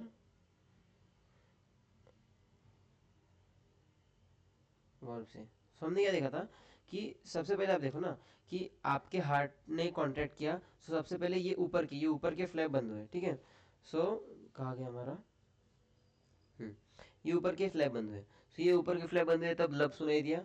और जब आपका वेंट्रिकल्स रिलैक्स कर रहा है सो ये नीचे वाले वॉल्व्स बंद हुए, सो तब डब सुनाई कर रहा है, ठीक है। सो ये लब डब में कैसा होगा कि लब नहीं, वेंट्रिकल्स कौन से, कॉन्ट्रैक्ट हुआ लब, और जब रिलैक्स कर रहा है सो नीचे का बंद हो गया डब। सो ये लब डब वाला जो है आवाज़ आते रहता है, ये बेसिकली आपके वॉल्व जब क्लोज होते हैं उनसे ये आवाज़ बनता है। सो आपको ये याद रखना है कि लब आएगा आपका 20 का स्पीड या और 30 का स्पीड वॉल्व के क्लोजर पे, और डब आएगा आपके सेमिलुनर वॉल्व के क्लोजर पे, ठीक है। अब हम पढ़ेंगे ईसीजी। ईसीजी में आपको एक बहुत बड़ा कंफ्यूजन बच्चों के बीच में होता है कि इलेक्ट्रोकार्डियोग्राम क्या है और इलेक्ट्रोकार्डियोग्राफ क्या है। अब बच्चे क्या करते हैं, ये ग्राफ है, ठीक है। बच्चे क्या करते हैं कि यहाँ सोचते हैं कि भाई ग्राफ, ग्राफ मतलब तो ये वाला ग्राफ होगा, ठीक है। बट एक्चुअली क्या होता है कि इलेक्ट्रोकार्डियोग्राफ मशीन है और मशीन देती है इलेक्ट्रोकार्डियोग्राम। सो ये जो वेव है ना, ये वेव वाला जो चीज़ है, ये इलेक्ट्रोकार्डियोग्राम होता है, और जो मशीन होती है उसको कहते हैं ECG is a graphical representation of the electrical activity of the heart during cardiac cycle. और इलेक्ट्रोकार्डियोग्राफ मशीन है, इलेक्ट्रोकार्डियोग्राम मशीन नहीं है। इलेक्ट्रोकार्डियोग्राम जो है ये आपकी हार्ट की एक्टिविटी को मेजर करने वाली चीज़ है, इसको इलेक्ट्रोकार्डियोग्राम बोलते हैं, ठीक है। सो आप इस बात से कंफ्यूज मत हो कि इलेक्ट्रोकार्डियोग्राफ कौन सा है और इलेक्ट्रोकार्डियोग्राम कौन सा है। अब हम देखते हैं कि इसमें अलग अलग वेव्स क्या क्या रिप्रेजेंट करती है। आपने देखा होगा ना, मूवी में ऐसे चलते रहता है, टिक टिक टिक टिक टिक टिक, फिर जब मरता है तो वैसा टी हो जाता है। सो देखते हैं अब इसमें क्या क्या है वो।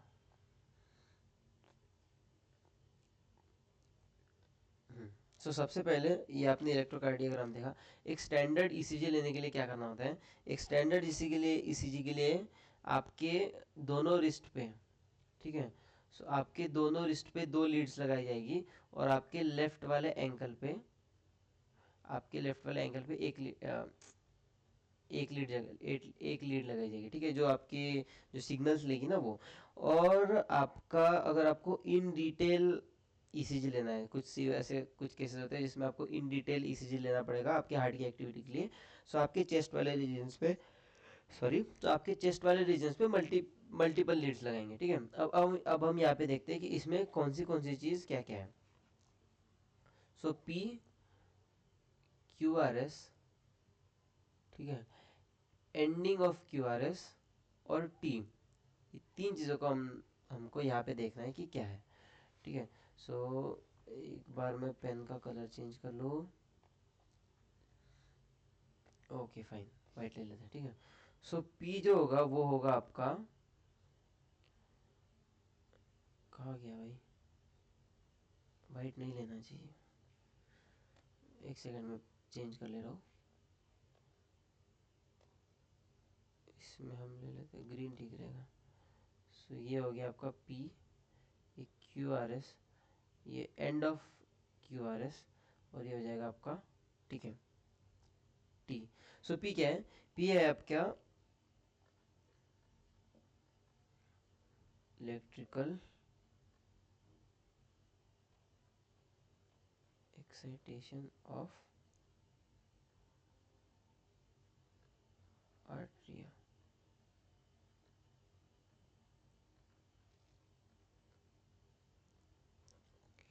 ये हो जाएगा आपका डिपोलराइजेशन ऑफ वेंट्रिकल्स,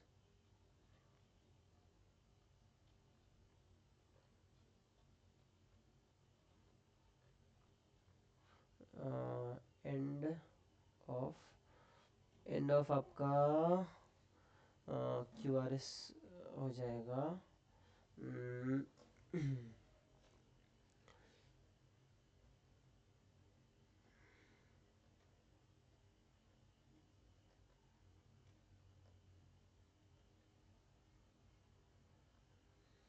और आपका टी क्या होगा, ये हो गया रिपोलराइजेशन।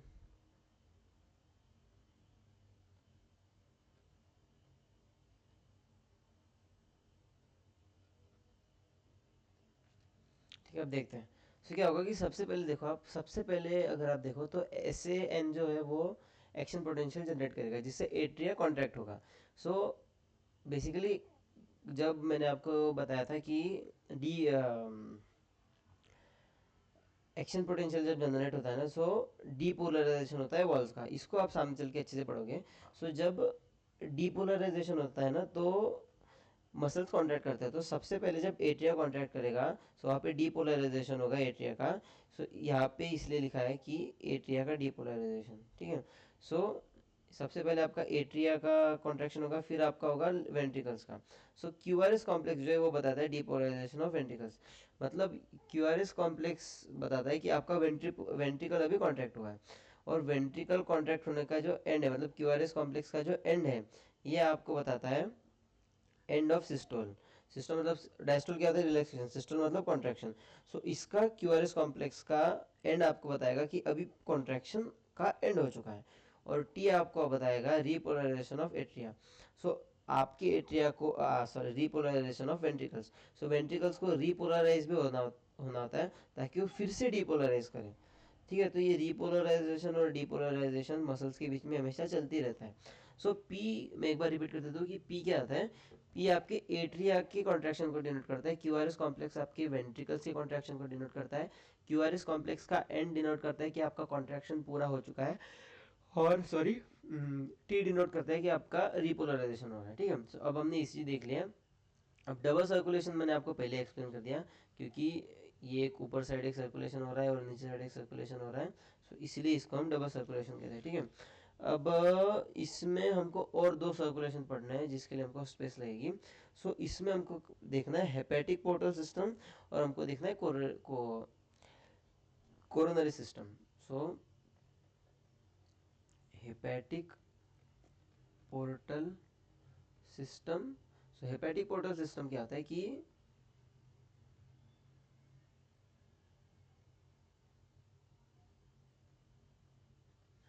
ये हो गया आपका इंटेस्टाइन,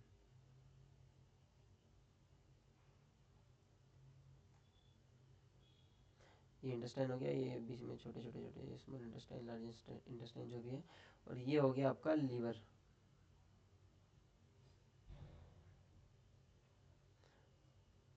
ठीक है। सो हेपेटिक पोर्टल वीन क्या होती है कि, एक सेकंड में चेंज कर लेता हूँ। सो आपके इंटेस्टाइन से होते हुए जो हेपेटिक पोर्टल वीन जो होगी, वो ये हो गया आपका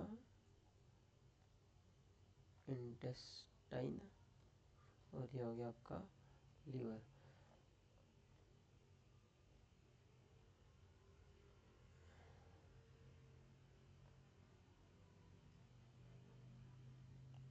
ठीक है।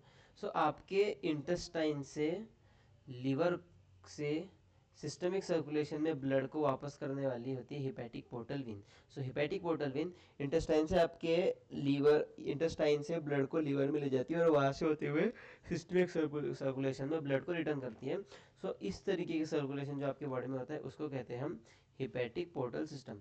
एक और तरीके का एक और तरीके का हमारे बॉडी में होता है, वो होता है कोरोनरी सिस्टम, ठीक है। सो कोरोनरी सिस्टम। सो कोरोनरी सिस्टम क्या होता है कि हार्ट के मस्क्यूलेचर में जो लेक्चर में ब्लड को सप्लाई करने वाला सिस्टम। देखो हार्ट भी एक खुद मसल है। सो मसल को भी काम करने के लिए जो होता है ऑक्सीजन लगेगा, जो CO2 बनाएगा उसको वापस ट्रांसपोर्ट करना पड़ेगा, एनर्जी लगेगी। सो इन चीज़ों के लिए भी एक सर्कुलेटरी सिस्टम होता है, जिसको कहते हैं हम कोरोनरी सिस्टम। सो हेपेटिक पोर्टल सिस्टम हमने देख लिया, और कोरोनरी सिस्टम देख लिया। इन दोनों के बारे में एक बहुत कम इंफॉर्मेशन जो है वो दी गई है। अब इस डायग्राम में मुझे आपको कुछ एक्सप्लेन करना है, ठीक है। सो इस डायग्राम में आप देख सकते हो कि वीन देखो और आर्टरी देखो, ठीक है। तो आर्टरी अच्छी है, मोटी ताजी, जबकि वीन है आपकी बहुत पतली सी, ठीक है। सो यहाँ पे क्या होता है कि आर्टरी में स्मूथ मसल्स जो होते हैं ना, स्मूथ मसल्स, चलिए यहाँ पे लिखा है, मैं क्यों लिख रहा हूँ, स्मूथ मसल्स होते हैं ज़्यादा, ठीक है। और इसका ल्यूमेन जो होता है वो छोटा होता है, जबकि वीन्स का जो ल्यूमेन होता है वो बड़ा होता है, और उसमें स्मूथ मसल्स कम होते हैं। बट वीन्स में एक बात ज़्यादा होती है कि इसमें वॉल्व्स होते हैं, ठीक है। सो इसमें वॉल्व इसलिए होते हैं ताकि जो ब्लड का हो वो बैक फ्लो ना हो, ठीक है। सो ये दो चीज़ें मुझे यहाँ पे ऐड करनी थी। बाकी अब देखते हैं हम regulation of cardiac activity. So cardiac activity के रेगुलेशन में क्या है कि आपका जो सॉरी आपका जो नॉर्मल रिदम है ना, नॉर्मल नॉर्मल रिदम तो एक सेकेंड, नॉर्मल रिदम जो आपका नोडल टिश्यू मैनेज करेगा, ठीक है। सो जो आपका नॉर्मल हार्ट का जो बीटिंग होता है ना, द लब डब लब डब जो साउंड करता है, वो आपका नोडल टिश्यू ही जनरेट करेगा। अब नोडल टिश्यू में हमने देख लिया ना क्या क्या था, एसियन था, एवियन था। हमने इसका मैकेनिज्म देख लिया कि कैसे कैसे होगा। एसियन एट्रिया को कॉन्ट्रैक्ट करेगा, फिर एवियन से वो पास होते हुए जब पल्कुंजर फाइबर्स उसको पूरे वेंट्रिकल्स में फैलाएंगे तो वेंट्रिकल्स का कॉन्ट्रैक्शन होगा, ठीक है। सो नॉर्मल जो रिदम है वो आपका नोडल टिश्यू ही मैनेज करेगा। बट आपका मेडुला ऑब्लोंगेटा, मेडुला ओ, थोड़ा स्पेस बीच में रह जाए तो अच्छा रहेगा।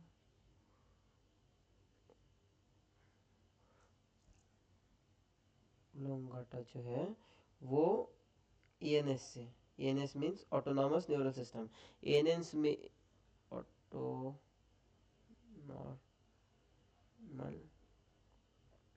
न्यूरल सिस्टम, ठीक है। सो ऑटोनॉमस न्यूरल सिस्टम क्या होता है? वो न्यूरल सिस्टम जिसमें आप कुछ छेड़खानी नहीं कर सकते, ठीक है। एक होता है अ, एक होता है सर न्यूरल सिस्टम जिसमें आप वॉलेंटरीली चीज़ों को चेंज कर सकते हो, जैसे आपका हाथ हिला सकते हो, ठीक है। तो ये हो गया वॉलेंटरीली। लेकिन ऑटो नॉर्मल ऐसा होता है कि वो खुद से होता है, तो आपकी हार्ट की एक्टिविटी आप खुद से, मतलब वो ऑटोमेटिकली कंट्रोल हो रही है, बराबर है। आप नहीं सोच रहे हो कि चलो अभी वेंट्रिकल्स भर गए हैं सो इनको कॉन्ट्रैक्ट कराना है, फिर वेंट्रिकल्स अब खाली हो गए सो उनमें आर्टरिया से ब्लड लेना है तो वो वॉल्व बंद करना है। ऑटो नॉर्मली ये ऑटोनॉमसली रेगुलेट हो रहे हैं, इसलिए इसको ये ऑटोनॉमल न्यूरल सिस्टम के अंदर आते हैं। सो मेडुला ऑब्लोंगेटा जो है वो एएनएस से आपकी हार्ट की एक्टिविटी को कंट्रोल करता है। अब एएनएस के दो पार्ट होते हैं, ठीक है। एक होता है आपका होता है एक होता है पीएनएस होता है, और एक क्या नाम है उसका, सिंपैथेटिक। एक होती है एएनएस नहीं, ये होता है सिंपैथेटिक, और ये होता है पैरा सिंपैथेटिक। तो सिंपैथेटिक नर्वस सिस्टम क्या करेगा कि आपकी हार्ट की रेट को करेगा इंक्रीज, ठीक है। हार्ट की रेट को इंक्रीज करेगा, आपके वेंट्रिक्यूलर कॉन्ट्रैक्शन को बढ़ाएगा, और इन दोनों के कलेक्टिवली क्या होगा, आपका कार्डियक आउटपुट जो है वो बढ़ेगा, ठीक है। इसी का पूरा उल्टा यहाँ कर दो, ठीक है। मतलब पैरासिम्पैथेटिक क्या करेगा, हार्ट रेट को कम करेगा, वेंट्रिकुलर कॉन्ट्रैक्शन को कम करेगा, जिससे आपका कार्डियक आउटपुट कम होगा। सो जब आपको डर लगता है ना, ऐसा है कि डर लगने लगा, तो बेसिकली डर क्या होता है, आपके ब्रेन में कुछ केमिकल्स रिलीज होते हैं। सो उस वक्त जो होता है मेडुला ऑब्लोंगेटा एएनएस से, यानी कि ऑटोनॉमल न्यूरल सिस्टम से, जिसके दो है, मतलब जिस पे हमारा कंट्रोल नहीं है, ठीक है। ऑटोनॉमस न्यूरल सिस्टम जिस पे हमारा कंट्रोल नहीं है, उसके दो पार्ट्स सिंपैथेटिक और पैरासिम्पैथेटिक, इनके हेल्प से जो है हमारी हार्ट की एक्टिविटी को कंट्रोल करता है। किस तरीके से कंट्रोल करता है, हार्ट रेट बढ़ाता है और वेंट्रिकुलर कॉन्ट्रैक्शन बढ़ाता है। This results to increase of cardiac output, ठीक है। अब ये हमने पढ़ लिया। अब हमको पढ़ना है डिसऑर्डर्स ऑफ सर्कुलेटरी सिस्टम। देखो जो चीज़ें आपको ऐसा लगता है कि रह गई है वो एक्चुअली रह नहीं गई है, मैं यहाँ नहीं पढ़ा रहा हूँ क्योंकि वो आपको किसी न किसी चैप्टर में बाद में पढ़नी है, ठीक है। तो अब हम सर्कुलेटरी डिसऑर्डर्स में देखेंगे हाई ब्लड प्रेशर। अब सबसे पहले तो देखते हैं कि normal blood normal blood pressure जो है वो क्या है। तो नॉर्मल ब्लड प्रेशर क्या होता है हमारा, इसको लिखते हैं हम 120/80। अब इसमें जो 120 होता है वो क्या है और 80 क्या है। पहले तो ये देखो कि इसको किस में गिना जाता है। इसको गिना जाता है mm/hg में। मतलब जिसमें आपकी एच की मदद से इसको गिना जाता है कि कितना एच ऊपर गया, इतना प्रेशर लगाने पे, इसलिए उसकी यूनिट जो होती है mm पर एच होती है। सो उसमें उसका कोई ध्यान नहीं देना है। बट जब आपका सिस्टोल होता है ना,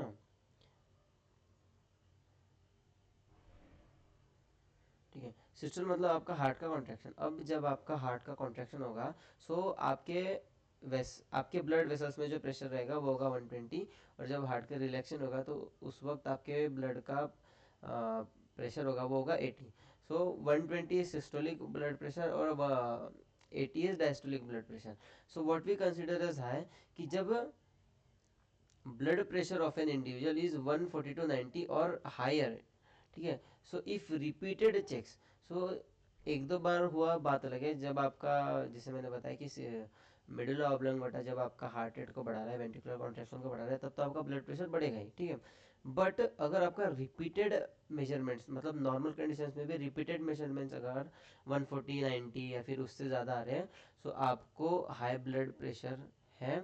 और हाई ब्लड प्रेशर से क्या होता है कि वाइटल ऑर्गन्स जो होते हैं हमारे, जैसे कि ब्रेन और किडनी, इनको डैमेज होने की प्रोबेबिलिटी है, इनको डैमेज होने के चांसेस बढ़ जाते हैं, क्योंकि हमारी बॉडी जो होती है वो एक आइडियल जो है ब्लड प्रेशर पे काम कर रही होती है। और क्योंकि किडनी और ब्रेन को एक कंटिन्यूस ब्लड सप्लाई चल रहा होता है, सो अगर ब्लड प्रेशर में इंक्रीज होता है, सो ये इन वाइटल ऑर्गन्स को डैमेज कर सकते हैं। अब सामने देखते हैं हम कोरोनरी आर्टरी डिसीज। तो कोरोनरी आर्टरी डिसीज को हम एथेरोस्क्लेरोसिस भी कहते हैं, ठीक है। तो इसमें क्या होता है कि जो ब्लड सप्लाई करने वाली वेसल होती है ना हार्ट को, उसको अफेक्ट करता है। उसमें क्या होता है कि calcium, fat, cholesterol, fibrous tissue जो होता है उनमें डिपोजिशन होता है। तो आपने ये सुना होगा कि 30% डैमेज, 30% जो है वो क्लॉटेज है, या फिर 30% ब्लॉकेज है, ये सुना होगा आपने। सो वो CAD का ही इशू है, ठीक है। तो क्या होता है कि इसमें कोरोनरी जो आर्टरी होती है ना, सो कोरोनरी सिस्टम के बारे में हमने पढ़ा, वो क्या था कि वो सिस्टम जो ब्लड प्रोवाइड करता है हार्ट को। सो कोरोनरी आर्टरी एक मेजर आर्टरी होती है जो ब्लड प्रोवाइड करती है हार्ट को। अगर इसमें ये जो आपकी आर्टरी, इसमें ब्लॉकेज हो जाए, मतलब फैट्स, कैल्शियम, इसका डिपोजिशन हो जाए, सो इसका ल्यूमेन जो पहले इतना था अब वो छोटा हो गया। सो हार्ट को जो है ब्लड सप्लाई अच्छे से नहीं हो पाता है, तो उसकी वजह से जो डिसीज होता है उसको कहते हैं हम कोरोनरी आर्टरी डिसीज। और क्योंकि कोरोनरी आर्टरी में जो है डिपोजिशन से होता है, इसलिए उसको बोलते हैं कोरोनरी आर्टरी डिसीज। अब देखते हैं एंजाइना। एंजाइना क्या है? एंजाइना को, angina is also called angina pectoris. और इसके सिम्टम क्या होता है? एक्यूट चेस्ट में, मतलब अचानक से हार्ट में पेन आना। और वो किस वजह से होता है कि जब आपके जो हार्ट को होता है इनफ ऑक्सीजन नहीं पहुंचता है, ठीक है। और ये दोनों में भी हो सकता है, लेकिन ये जो मिडल एज और अर्ली एज लोग हैं उनमें ज़्यादा ज़्यादा मोस्ट प्रोबेबली पाया जाता है। और ये किस वजह से होता है? ये होता है कि due to conditions that affect blood flow. So आपके ब्लड फ्लो को अफेक्ट करने वाली कंडीशन से एंजाइना पेक्टोरिस होने की संभावना होती है। अब आता है हार्ट फेलियर। अब देखो, हार्ट अटैक और हार्ट फेलियर अलग अलग चीज़ें हैं, ठीक है। इसके बारे में हम यहाँ पे देखते हैं। So heart failure means the state of heart when it is not pumping blood efficiently enough to meet the need of the body, whereas it is sometimes called congestive heart failure because congestion of lungs is one of the main symptoms of disease. Heart failure is not same as cardiac arrest, देखो बोला यहाँ पे, when the heart stops beating, or heart attack when the heart muscle suddenly damaged by inadequate. So heart attack क्या होता है कि जब एक inadequate, ऐसा होता है ना कि बीपी वाले पेशेंट्स को हार्ट अटैक का भी पॉसिबिलिटी होती है। क्यों? क्योंकि अचानक से अगर आपका बीपी बढ़ जाएगा, तो एक इनएडिक्वेट सप्लाई जो होगा वो आपके हार्ट में चले जाएगा, जिससे it's like attacking on heart, इसलिए उसको बोलते हैं हार्ट अटैक, ठीक है।